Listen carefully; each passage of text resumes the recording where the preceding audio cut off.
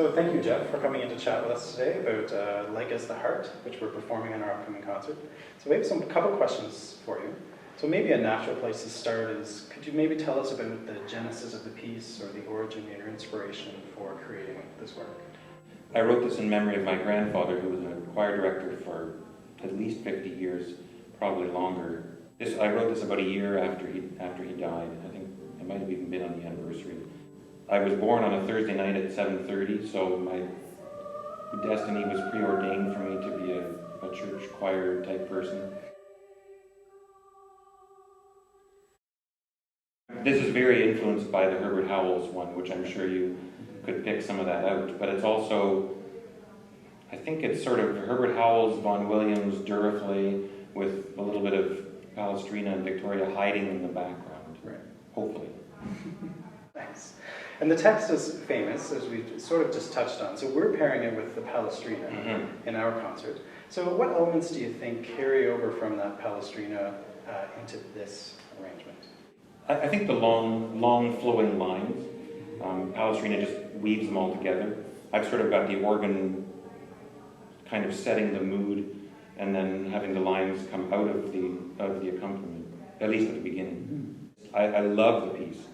I learned that piece in high school, and I remember, this is another good tale from my past, I remember going with a bunch of guys that, well, probably about 20 people to spring break in Florida.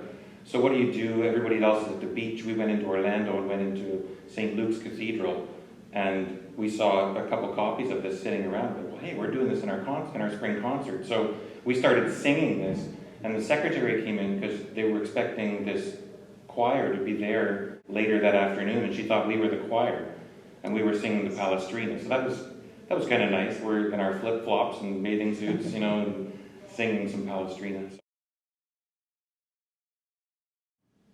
I think, like a lot of composers, I find there's music hidden in the text, and it's a matter of finding it. And I think I could probably set this text again and find different music, I hope. Right. The organ sort of has this ostinato thing happening, and it's kind of dark and swirly, and then the men come in with their song, and it's sort of modal, sort of not. It's this whole sense of longing. And I guess that's sort of what the first part should be, too. A little bit of longing and emotion. And how would you describe that sound you're after with the men? Fairly straight tone, okay. And not like 50 men, not a men's chorus sound necessarily, unless it's very, very unified. So a little more streamlined. Yeah, I mean it's mezzo piano, so it's it sort of rises and falls. No big changes in it. So following the natural shape of the line. Yes. Perfect. So we're intrigued with this one. So we're a cappella here at measure 18. Beautiful phrase leading up top of the page. We have our first arrival at "Where is now thy God?" And then we repeat the text, but a mezzo forte, a little softer. What was your compositional idea for that? This seems to be sort of a bit of a darker part of the text, more grim and stark. So I'm kind of doing parallel fifths. I did fail theory, but I do know that I did pass it eventually, and I know that parallel fifths are a no-no until you pass theory, and then you can use them because I think they're very, very atmospheric and certainly set a starkness to that text. Yeah, I think the building up to "Where is now thy God," it's certainly, the emotions are running high. That's the loudest part of the piece when it gets to the forte, and there's no organ to support it underneath.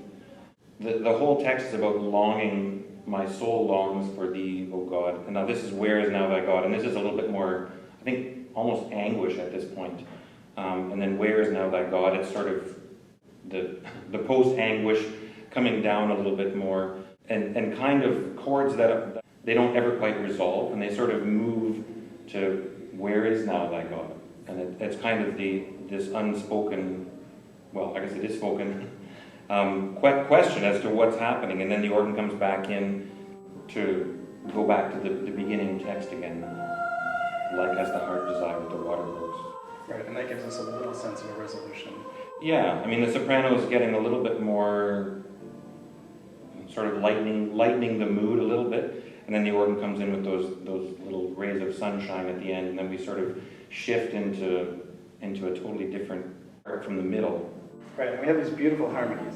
I love the accompaniment here with all the Well, hopefully this is like the sunshine poking through the clouds there. Absolutely. And the beautiful layering at the end.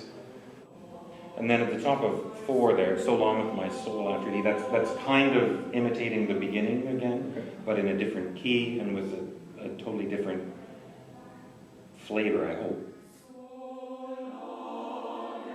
Definitely a rich sound, hopefully not big, wide vibrato, not opera choruses, but it doesn't have to be kind of laser voice soprano either. Somewhere in between, just a very warm sound. So as an experienced choral singer yourself, where do you think the challenges are in this piece? The unison lines and breathing, probably. Okay. And also the fifths, just getting them right in tune. Right. Especially when they're sort of, the men are moving parallel and the women are moving parallel, but not the same way. They're kind of going this way, and so I'll still lose marks for parallel fifths, but they're not all going the same way. It's a beautiful effect, so we're not deducting any marks. Well, I figure if it's good enough for Vaughan Williams, then it's good enough for me too.